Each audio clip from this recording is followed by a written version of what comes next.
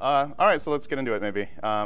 You know, I'm a software developer, if that wasn't already immediately obvious. I work at General Mills, although I don't make games for General Mills, so that's another thing entirely. I'm a video game enthusiast, as you might imagine. I have a vast collection of Steam games that I have not played. 0%, 0%. A couple. Like, I've been playing Besieged a lot, like making those siege engines. That's a lot of fun. I have not played nearly any of my games, but I like to buy them. It's bad for my wallet. I'm an artist. I almost went to art school. Fortunately, I decided not to do that. So programming is a little more lucrative than art school. I like to putz around with stuff, so new stuff, new technology. I like to fiddle with things.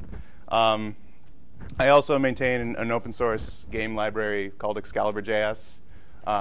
This talk is not going to be using it, but if you want to check it out later, like, it'd be super cool. You can check it out at excalibur.js.com. There's some samples. I was playing with a few of them. This talk is basically all the base elements to get you from 0 to hero. So yeah, Hercules. 0 to hero. So we're going to start at the very basic, like canvas, 2D games with the canvas, doing all the fun parts that make up a game, and then at the end, building a game, which hopefully will be pretty cool for you guys, because it's one of my favorite genres of games. So in this, there's going to be mostly JavaScript. There's like a little bit of HTML in there, but it's mostly JavaScript.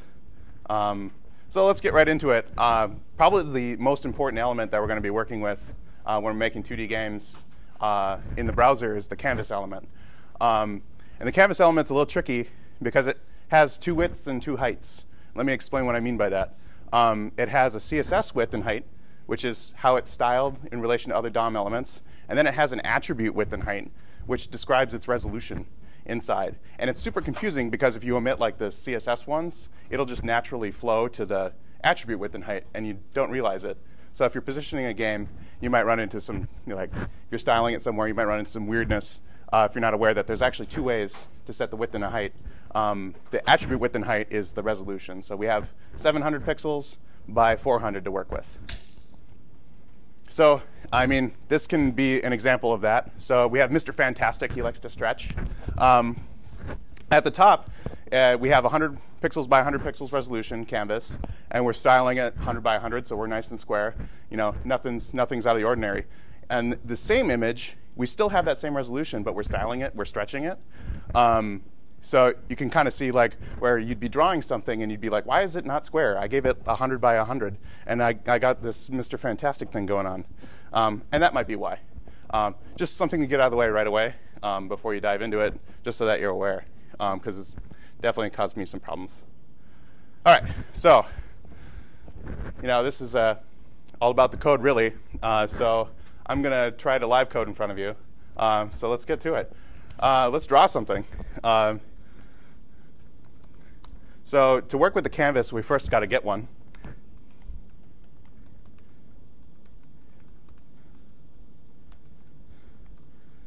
And there's totally a canvas 1 somewhere.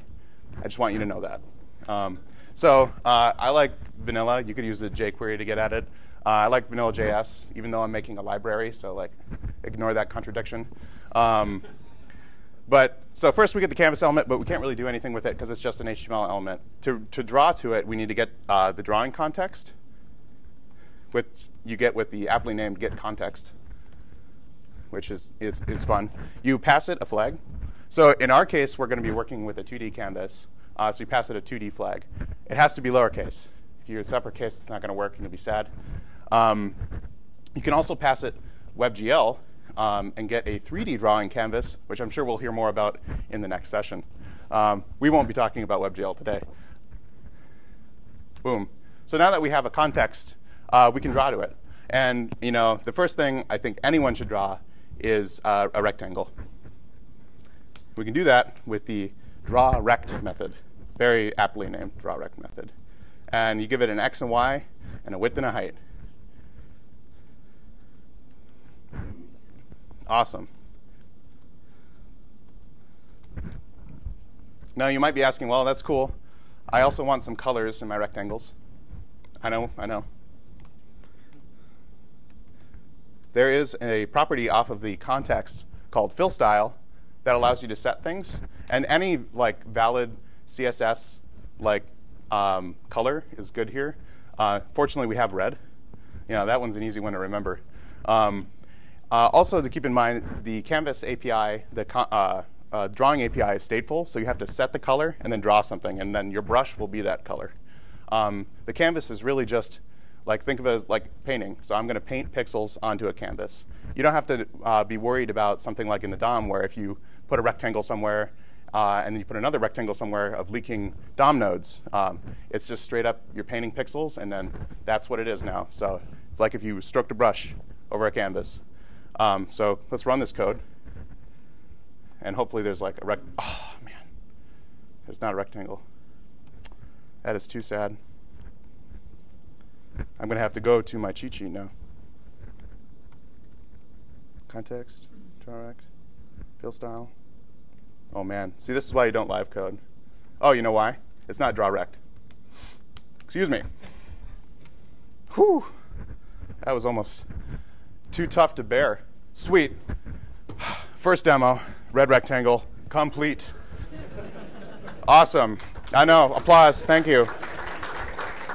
Oh, man, that was tough. I'm sorry. Now, the second thing you want to do once you draw something probably is I want to erase it. So let's erase it.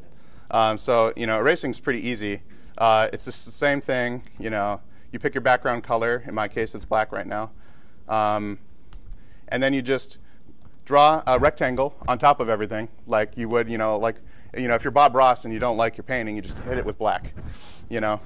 And then you can find out how, what your resolution is, and grab that stuff, if you can spell height right. Save that. Code is running apparently. Oh, but I didn't call it. Let's call it now.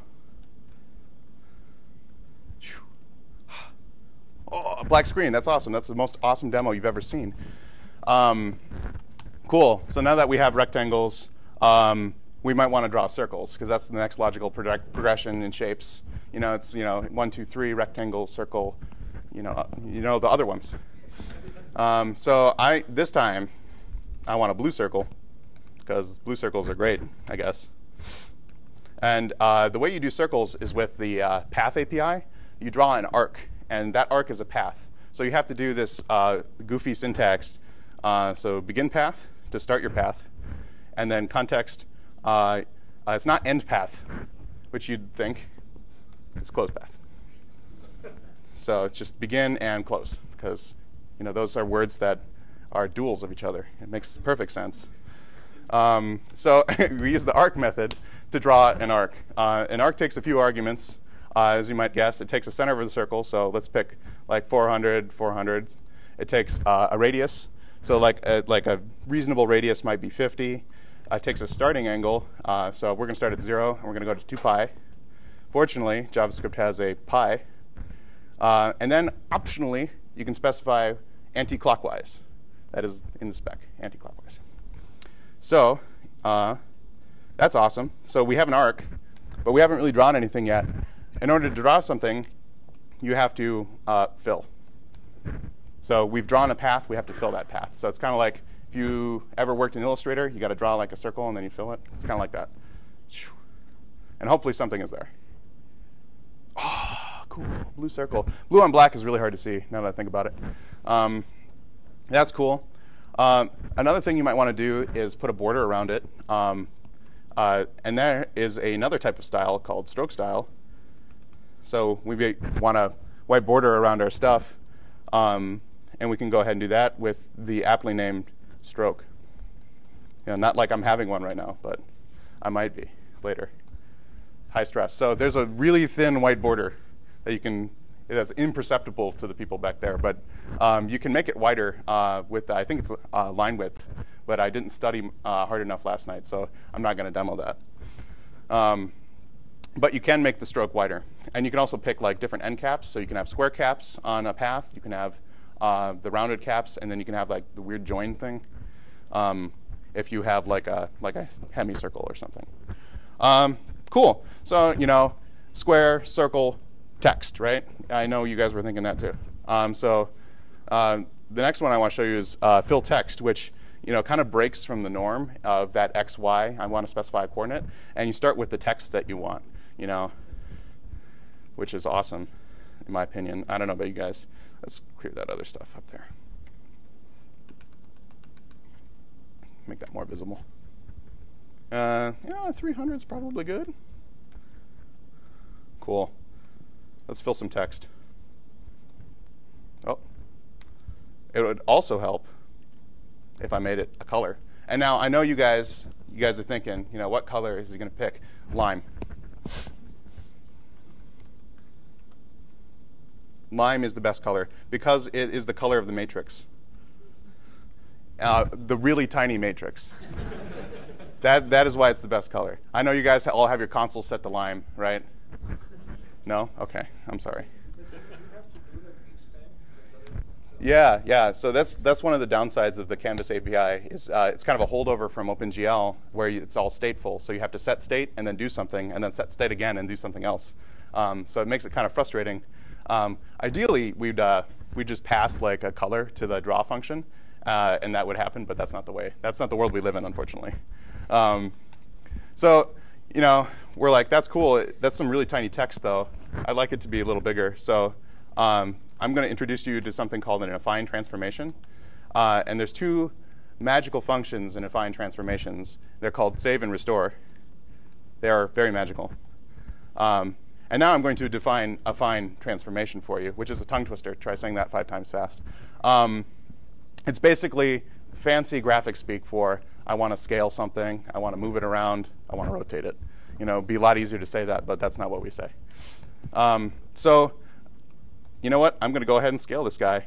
3 times. I think I want it 3 times as big. The cool thing about save and restore is the transformations only apply within that save and restore, and that's why we do the magical save and restore. What's happening under the hood is we're pushing the OpenGL transformation matrix, doing OpenGL transformation operations, scaled matrices operations, and then when we do restore, we do a GL pop, and it reapplies that. But this is not that, and this is way simpler. So I'm glad I told you. Oh, I probably scaled it off the screen. Let's make it a little smaller. Hey. Well, cool. It got a little bigger, but now it's shifted. That's not so cool. So the way to fix that is to change our origin. So you can do that with the translate. So we're going to change our origin to 300, 300. And if you've been in a graphics class, you know that scaling around the origin is what you do if you don't want it to move. Because basically, where scale operations operating from the top left, and that's why it kind of shifted down. If we change the origin of the canvas to where the label is, so that text is, it'll scale around that new origin. And that's what I want. So cool, we'll do that. Sound effects. Bam, it's a little bigger. That's been pretty impressive, I know. So it just doesn't end there. If you also are a fan of the best font in the world, it's 13 pixel consoleless, because that is the hacker font. Look at that. It's like a typewriter. That's cool. We can rotate too. And rotations are defined in radians, so pi over 2 is 90 degrees. So, high school geometry, radians, bam. Look at that. We can do really cool stuff to text. The other cool thing is, I did this scale stuff just to demonstrate like affine transformations, but I could have really just done like something like that. You can specify the font size, and they're vector fonts. Maybe I did it wrong. They're vector fonts, so they'll scale. Well, I guess not. Well, you can change the font size later.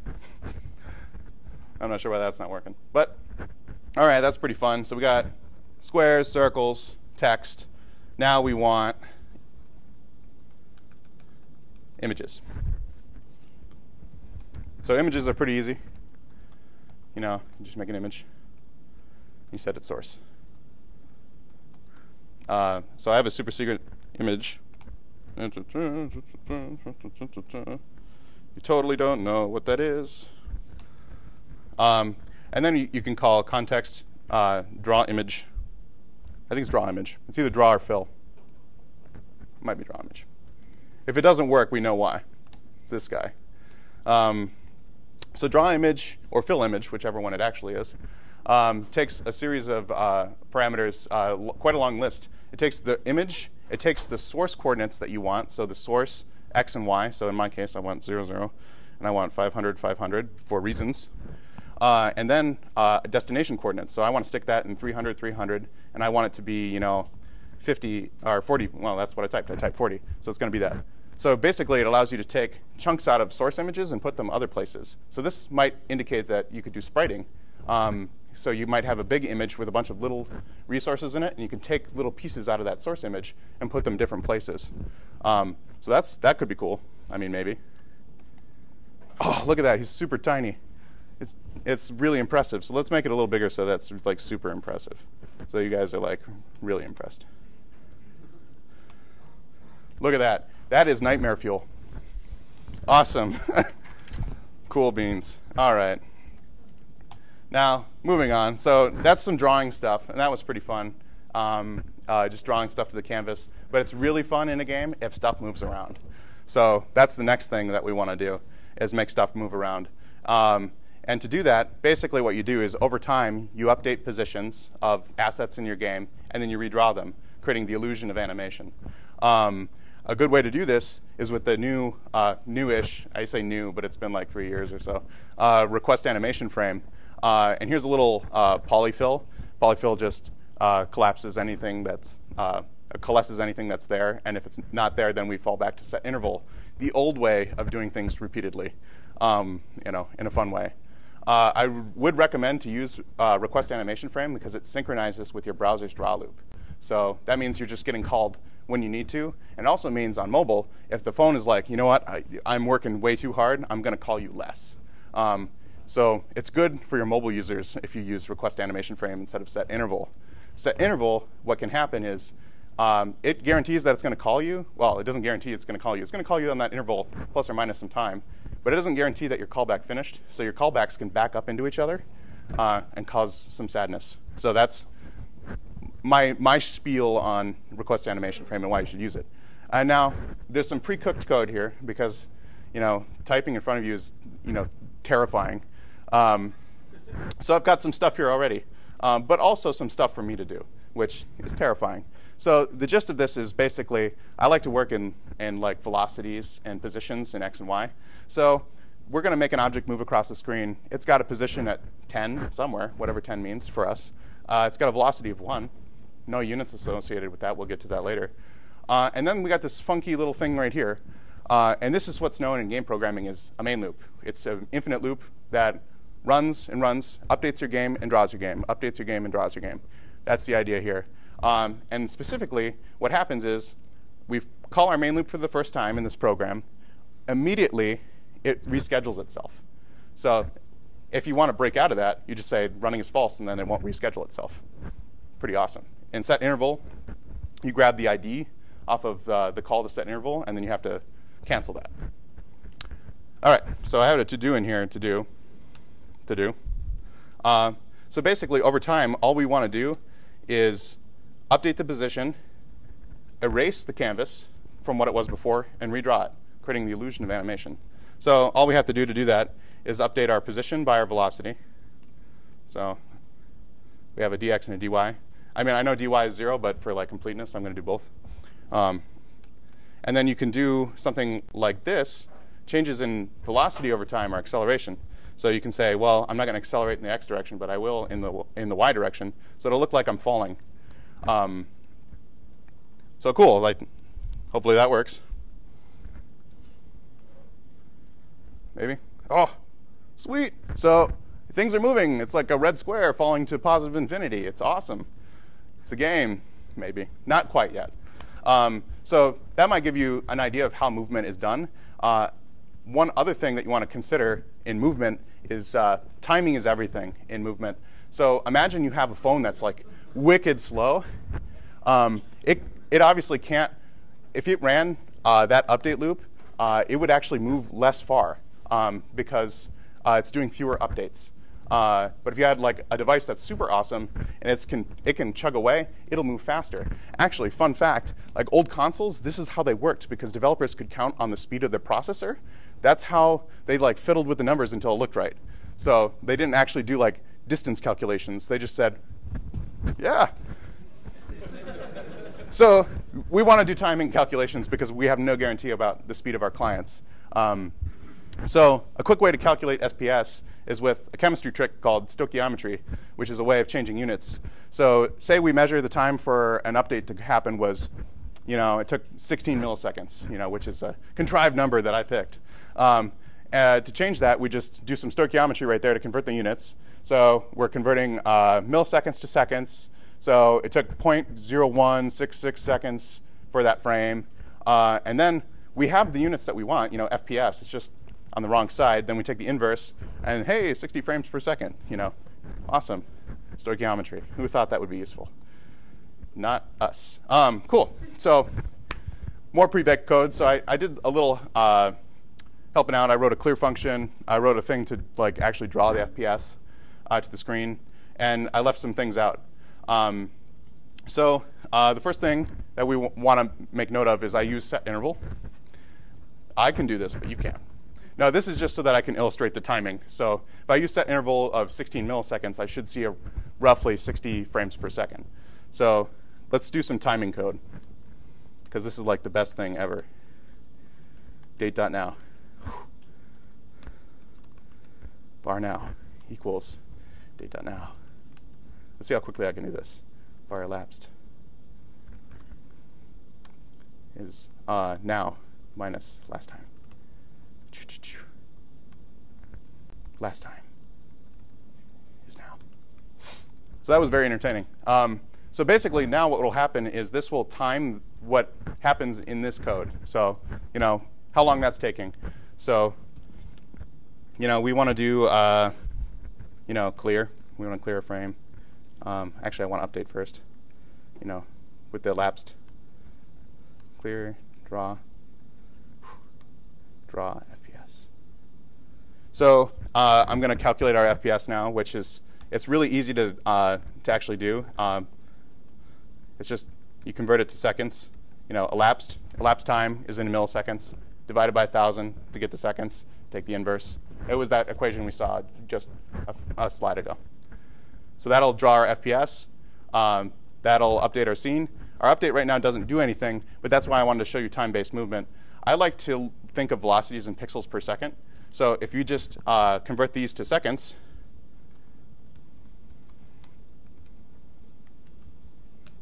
you can then update your positions reliably if the speed of your updates change. So if you start dropping frames or your machine starts really eating it, you can do this. Because then it'll scale the movement by how long it took. So if you lost a frame here or there, then it's consistently will be in the right place for your game. So regardless of the speed of your machine.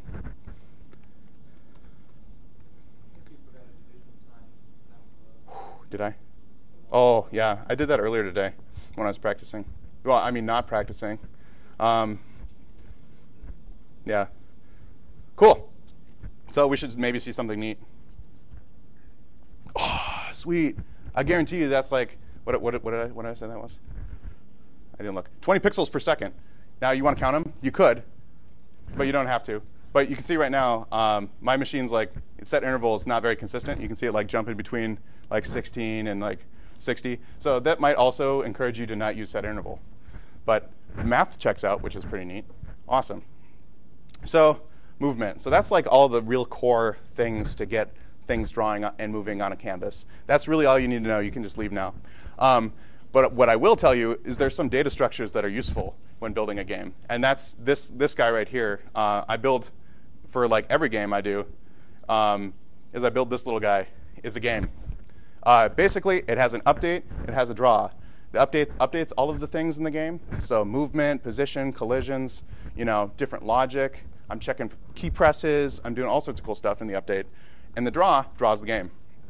And it's actually really nice to separate these concerns. A lot of people do like a paint function, and then the updates and the draws get muddled together. So you're never sure if something is updated before it's drawn. and it gets really confusing really fast. So it just feels better if it's separated, trust me. You'll love it. And then there's just the start, which you saw that main loop before, some timing code. It's all the same stuff, but I really recommend a structure like this to kind of organize your game. And then for like drawing like different entities or actors, I don't know if any of you have used Unity. They like to call everything entities. But this is the same idea. It's basically, it encapsulates a unit of something on the screen. So in this case, it might encapsulate like a rectangle or maybe a player jumping around. But basically all it is it's something with an x, a y, a width and height, position and a velocity that knows how to update itself and draw itself. And you just toss those into that game. It updates all of the actors you got in your game and then draws them all. And it's super easy to keep track of. Super nice. I would recommend it. Also, you'll note that I did something odd where I have like just me.draw, and then over here I do like prototype.draw. That's because I usually only have one game and I don't really care. Actors, there might be a multitude, and I might want to take advantage of like inheritance, or I might want to override a prototype or call the super prototype. I want to do something more complicated, and that's why this is a little different. So if you saw that and you're like, what is he doing? That's why. Cool. So a lot of stuff, talking really fast. I'm going to take a breather 1 sec, and then we're going to talk about collision detection. So games are really fun when things bounce off of each other. There's a couple ways to do it. The easiest is probably bounding areas. So this is like a bounding circle, a bounding box, bounding cube, voxel, things like that. Spatial partitioning strategies. I'll talk about some of those. A good example would be like a tile-based game. So think like Legend of Zelda. You're looking top-down. It's tile-based. You can say, these tiles are solid. Very easy to calculate that collision. Ray casting. So think of ray casting as like in Halo, like you shoot a bullet and you cast a ray into the scene and wait for that ray to hit some geometry. And the same kind of applies in 2D games. If you want to do like a 2D ray, cast it into the scene, see if you hit an edge. Same idea. Separating axis theorem. This is like your hardcore collision detection algorithm. This will do collision detection on any arbitrary convex polygon. So if you're concave, it won't work. And so like think Pac-Man. He's a concave polygon. So Pac-Man won't work, but anything else will. A little more heavy duty. I'm not going to get into raycasting and separating axis theorem, but I do have raycasting implemented in my library, and separating axis theorem is, I have something up on my website if you want to check it out. But they're a little too complicated to complete today. So circles are really easy to detect collisions. You take the distance between their centers, and if the distance between their centers is less than the sum of their radii, they must have collided, right? And hopefully this geometry makes sense, right? So like, yeah. All right, moving on. Rectangles are equally easy, but I didn't figure it out for a while. I used to do it like this. You find the right edge, make sure if it's left edge of the other one, and you do the top and the bottom edge. That's a pain in the ass, so we're not going to do that. This one is way easier. Basically, you make a new bounding box that is the max and min of the other bounding boxes. And if, oh man, I skipped ahead too far. If the new bounding box width is less than the sum of their widths, or it's less than the sum of their heights, they must have collided. And that's like way easier, isn't it? And that's all. This is it. That's pretty great. That's easy to think about, in my opinion. I didn't figure that out for a long time, and I felt really stupid when I did. Yeah, so bounding boxes. And those are axis-aligned bounding boxes, so they don't work if you rotate them. But it turns out you can get pretty far without rotating things. Spatial partitioning techniques. So we talked about like Legend of Zelda, but you can also think of something like Super Mario, where the ground, everything is tile-based, and the ground is the gray squares right there. All I have to do to see if I've collided with that is take the pixel on the screen, take the floor of that pixel position divided by the width of the height, and then I know that I can look up that index in my grid and see if it's solid. Super fast. It's like O of 1 to check if you've collided with something. The resolution is a little more effort, but you can check for collisions very easily. Object grouping. So for instance, if I want to check for a collision between like the purple square and the yellow circle, I can, and I do this object partitioning in my scene, I can say, well, you know what, I don't even need to check because they're not in the same partition of space. So they're obviously not going to collide. This can help speed up collision detection tests just because they're not in the same part of the scene. There's a couple data structures to do this. There's something called a dynamic axis-aligned bounding box red-black tree, which is a mouthful. But basically what it is a binary tree of bounding boxes so that you can query the scene to see if anything is near you. And if it's not near you, then you don't have to worry about checking for collisions for it. Really speeds things up. Otherwise, you have to like loop through the entire scene and check for collisions. There's also things in 3D that people use, like OCT trees or KD trees. You can look up those. There's a lot of academic papers that are really hard to parse. Cool, so that's collisions. Awesome. Any questions with those? I went through those really fast. Blank stares. Awesome. Let's talk about key events. So as with key events, it's really tempting just to make a key handler of doom. Like you make like add event listener key down, all of the key down stuff. And it can get like ridiculous really fast. So what I tend to do is I make a very simple handler that just grabs all of the key presses that are currently happening and then removes them as they go off. So then in my update functions on my actors or in the game, I can actually check what I'm looking for that actor where it matters instead of having like some other piece of code in a handler in the code that's like 300 lines long doing some weird stuff with keys. So basically the idea here is on key down, I go ahead and push the key code to a keys array.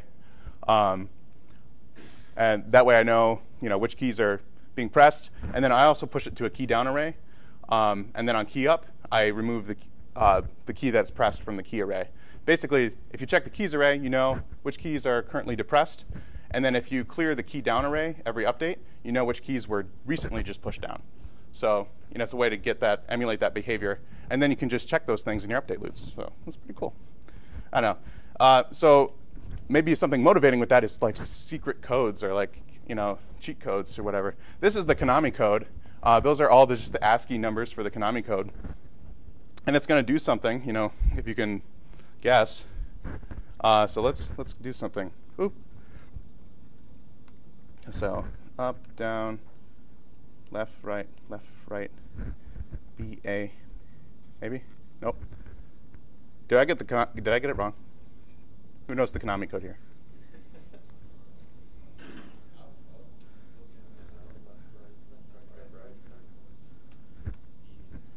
There it is.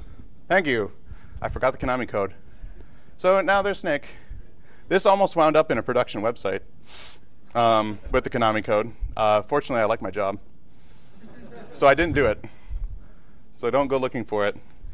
Yeah, that's pretty fun. So this is a great example of spatial partitioning doing cell-based collision.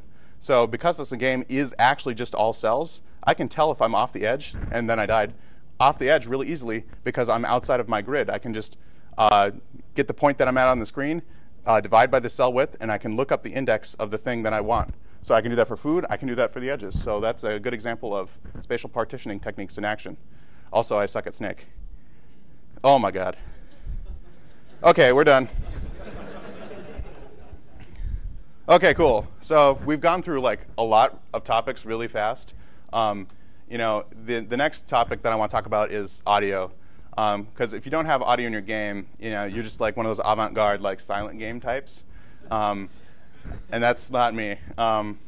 So there's a couple ways to do sound in HTML5 APIs. So this new web audio API, which rocks.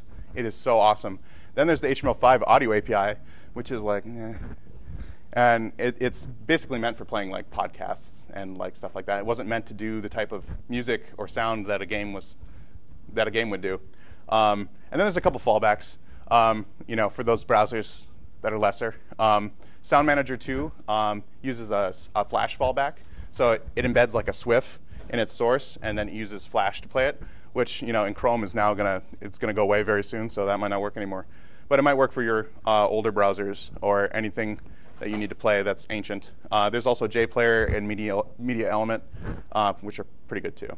So HTML audio, podcasts, covered that. So it's pretty easy to do audio in the just the audio tag way.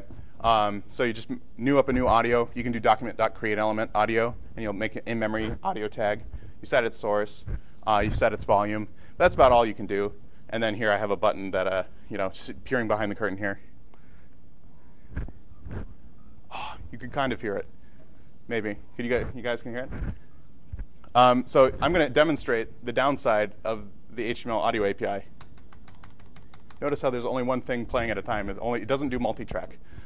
You can kind of get around that if you do like a buffer of in-memory audio elements, and then you just move down and play that same audio source each time. But it has the downside of loading your audio file like X times for the multi-track that you want. Now the Web Audio API, which is the cool one. It is basically like a full synthesizer. You have access to the PCM bits, so you can do anything you want to that sound. It's pretty cool. It's all node-based, so you can take multiple source files.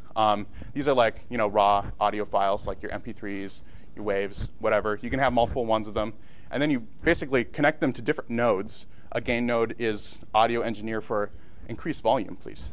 A panner node, which is like if you have like 3D audio, you want to pan left or pan right.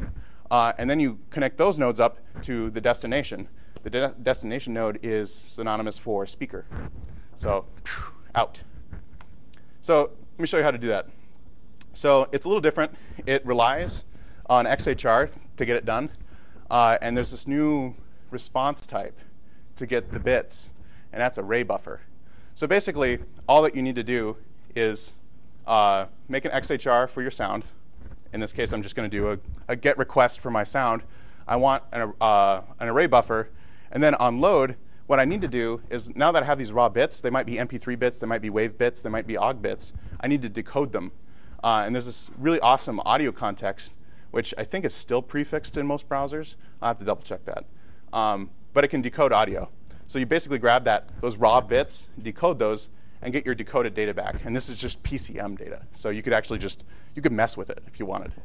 And then all you need to do is connect up that node graph that you saw earlier. So you create a source node, you set that buffer that you got, you connect it to your destination, and you go ahead and start it.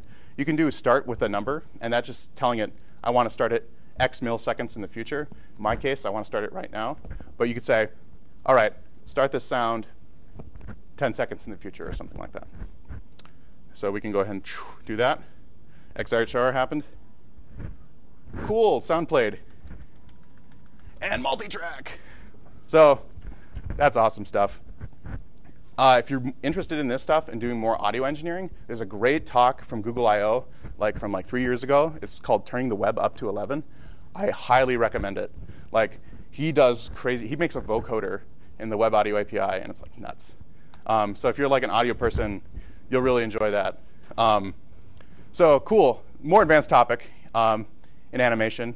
So we saw that you could draw an image, but how do you do animations? Animations really are just a series of images played one after the other. In this case, I have a source image that's a whole bunch of different container sprites that I want to play one after the other. So there's some code here for that. I'm just going to walk through it real quick. So I have a sprite. This object really just encapsulates a tiny slice of an image. Remember I was talking about how you can have that source X, source Y, and the source width and height? That's all this is really doing. It knows how to encapsulate that slice of a source image and how to draw that slice. That's all that's really happening right here. An animation is basically just a list of those. It's a big list of sprites. And right here, I'm just packing a 1D array with all of the sprites in an image, just in row major order.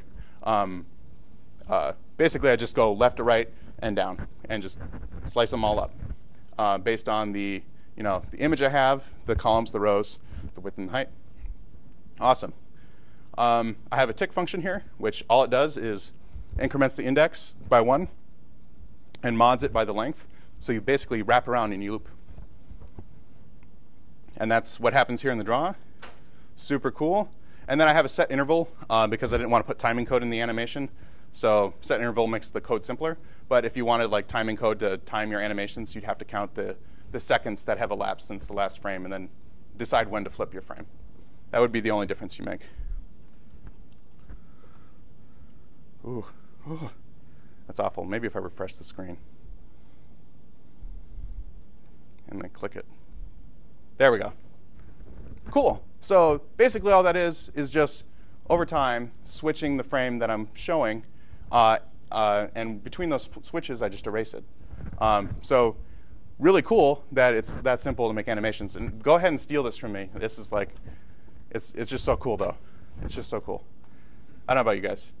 The next cool thing, I don't know if you guys were here early, I have a Xbox controller. You can hook this up to a browser now. That's neat. It's the navigator.get gamepads, and it supports up to 4 right now. I think they arbitrarily limited it for some reason. I'm not sure why. But maybe that's how many average USB ports people have. Yeah, the Gamepad API is not very friendly. But it's cool. Basically, I made a couple huge enums to grab all the different types of buttons that it sees. But the gist of it really is the Gamepad API is a polling API. So you get the gamepads, and it'll get you a snapshot of the state of the gamepad. So you have to constantly recheck your gamepad to see if it's changed. So it doesn't fire any like button down events. You just have to pull it continuously to ask if, OK, the button was down before, and now it's up. Now I need to manufacture an event to make it happen. So that's not so good. But it's still kind of neat. But basically, that's all I'm doing here is I'm checking if there's gamepad support. I'm grabbing the old list of pads that I had to compare to the new ones. And I'm polling the gamepads with a request to animation frame. So I get the gamepads. I loop through all of them. I grab the timestamp on that gamepad. I compare everything. I compare all the buttons. So is the value not equal to the old value? OK, then do something. Yeah, so that's the idea. So there's the button stuff. There's the axes. You guys can go check it out off time. I'm just how much time do I got? I'm like ripping through this. I don't know. So, it would also help if I ran it. Awesome. Look at that. Oh my God. I'm pressing buttons and it's working. That's so cool. Yeah, so that's neat. I think this is an opportunity for alternative browsing. You know, like if you're on like Reddit. Yeah, I think that would be cool. Or corporate line of business apps. Imagine how they'll change. So that's super neat. Who would have thought that that's a thing? Like, unfortunately, so the one downside is the Rumble thing does not work yet. I'm sad about that too. I was like, oh man, we could have some really cool stuff happening, but sadly, I don't have a Rumble pack. So yeah, no, lots of cool stuff showing up. So that's a lot of like kind of the nit and grit. I want to touch really briefly on, so you have a game now, maybe. What if I want it to be multiplayer? So there's a couple ways to do multiplayer. Unfortunately, I don't have the time to go through it, but I have a couple thoughts. There's 2 different ways to do it. From a network perspective, there's a client-server perspective, and there's a peer-to-peer. In the past, I would have said peer-to-peer is impossible with JavaScript, but not with WebRTC now.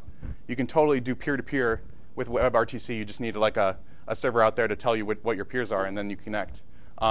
Client-server, you can do with WebSockets.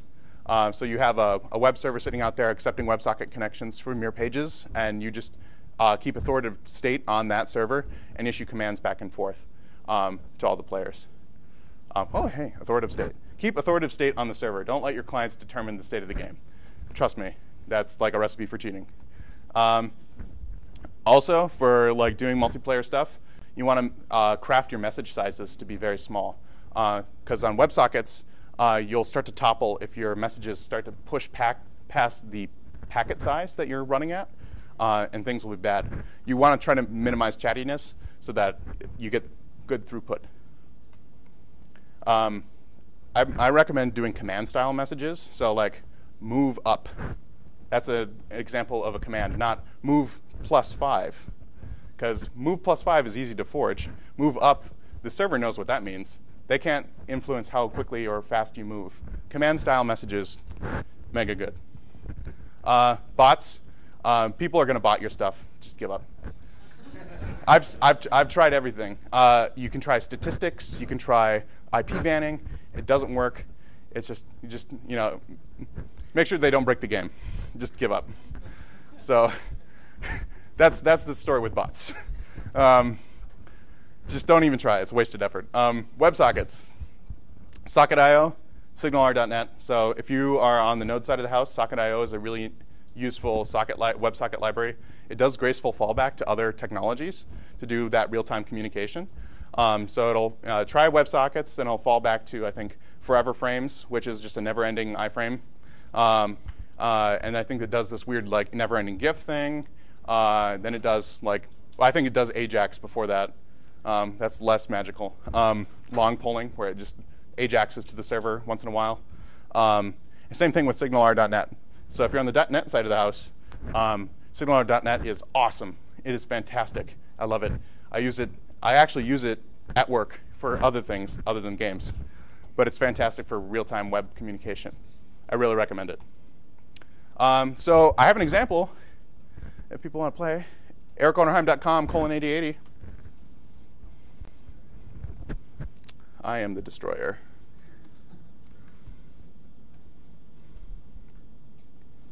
Oh my God, look at all the people in here.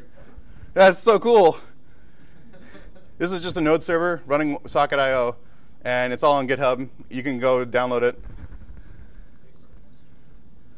Oh my God, oh, my server is really chugging. Oh, it was not meant for this.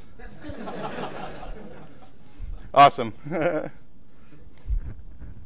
Maybe. Ooh, it's green. Oh, okay. Cool. So yeah, so it totally works. If you want to check out how to do like a web server with WebSockets and then Canvas stuff, it's totally cool. Totally righteous, man. So now we've been on a journey. It's been fun. It's been a lot of laughs. But we made a game. Maybe, if it loads. But we made a game. I call it STARSHOOTR. You can steal it if you want. There's some audio, maybe. I think either spacebar. Oh, spacebar is not fire. Oh, and I died. So, yeah, I made a hard game. I love shmups. So shmups are like the easiest thing ever to make also, which is good for me. But there's a couple things in here that I want to call out. Basically, it's all of the stuff we talked about. It's got a main loop container. It's got enemies that are actors that are different from the player. They have a sprite that they're drawing in their draw. Yeah, no, it's pretty easy. So let's take a look at how that's done. I skipped over it tactfully. But we can take a look. All this stuff is like really stuff you've seen. Like that collides thing that we saw, that bounding box stuff. Like, there it is. That's cool. Except it's doing like the old way. That's stupid. Here's that sound audio stuff that I showed you earlier that's playing all the sound. It's connecting all of the buffers in the right way. That's cool. There's a stop. You can stop the sound. Here's that sprite thing I showed you earlier. Here's that animation thing I showed you earlier. It's got a little more on it so that I can play it in an arbitrary location. Here's that game thing that knows how to do the canvas stuff that we saw earlier. Here's, the inside of that. Basically, I have actors, animations. I have that key vector that you saw earlier. I add actors. I remove actors. I draw FPS. I draw the score. It's like, so that update. Here's an example. I just loop through them and I update them. Pretty sweet, right? I loop through them. I draw them. Super simple. So that's all the boilerplate. How does game? So I have all those sounds, that sound thing and sprite thing that I showed you. I just do that. I have some helper methods to help me out. So something to shoot bullets, something so the enemies can shoot bullets, a factory to create enemies, something to create the star field, something to create the player, and then something to kick it off. Basically, it plays the background track, waits for the on-stop to stop the background track if you get annoyed. But basically, it just gets things going. It's super easy. So like, let's take a look maybe at the player first. So the player is just an actor. It's got a speed. It's alive or not. It can fire bullets. It can move up. It just changes its velocity in a negative direction. Up is down in Canvas. It can move down. It can move left. It can move right. And here's an example of me checking that key vector in the update.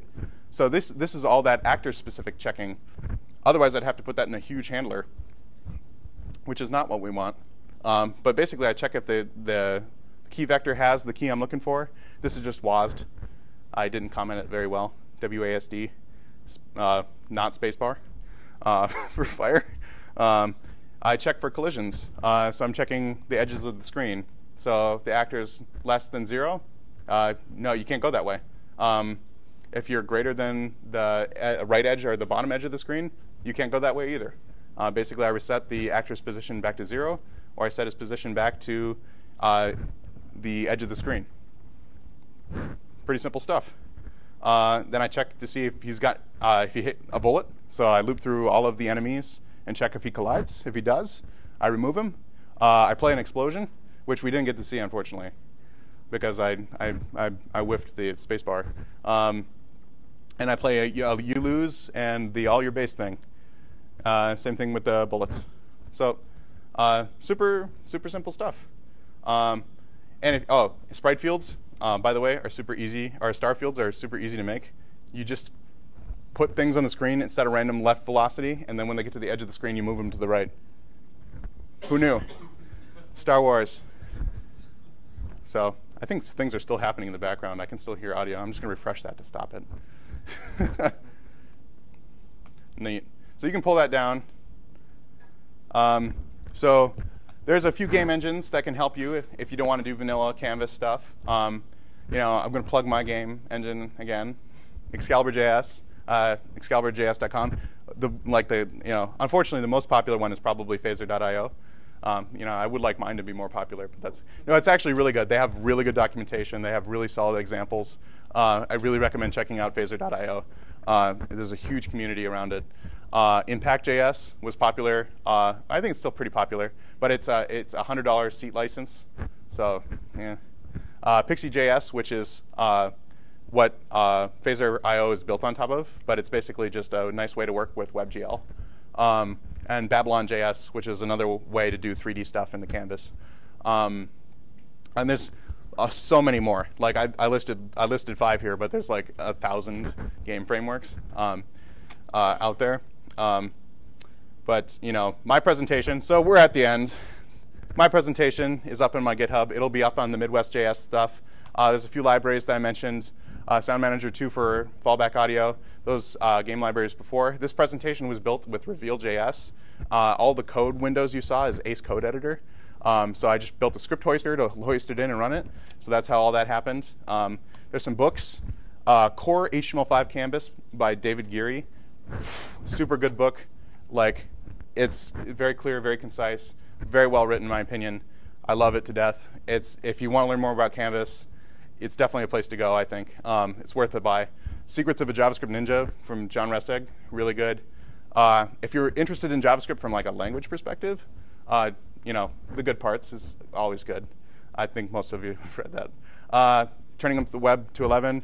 And then there's another YouTube video diving into Canvas, which is also really good. So thank you guys so much for listening to me ramble and make bad jokes all day. My name is Erik Onarheim. Give me feedback. You won't hurt my feelings because I don't have any. So give me feedback. If you guys have any questions, I'd love to hear them.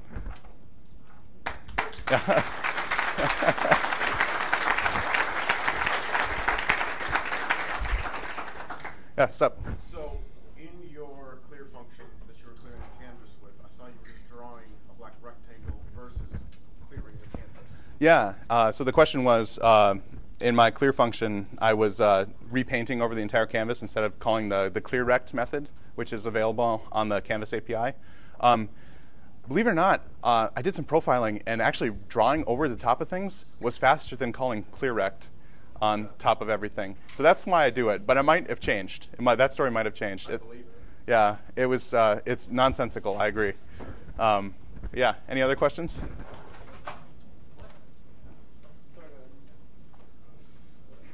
Have you tried running any of your games on mobile devices? Do they translate well? Yeah, actually, believe it or not, most mobile devices can run pretty well. A couple of the games I was showing earlier run just fine on my phone. I have a pretty awesome phone, though, so that might be a bad example. But we do have a lot of stuff running on iOS. We have some stuff running on older versions of Android. You can get around some of the limitations in the phone's browser by packaging it up with Cordova and then compiling in the newest version of WebKit. And you can get things going a lot faster on mobile. Yeah. No, but for the most part, it works really well. Audio is dicey. Audio is really dicey on mobile. Yeah, that's the one thing that doesn't work so well. Go for it. What is request animation frame doing that setter interval doesn't do? So the question is, what does request animation frame do that set interval doesn't do? Request animation frame puts the browser in control of the callback and calls you back when the browser knows it's going to be doing its vsync. So you time up with the browser refresh, the actual paint of the browser, rather than set interval. You might be drawing multiple times before a paint, and that would just wasted effort. Or Does that screw up your position on the screen? no. So if you do time-based movement, and we do all that time-based movement, if you drop frames, you work out just fine. Yeah. No, it's totally cool. Awesome. Any others?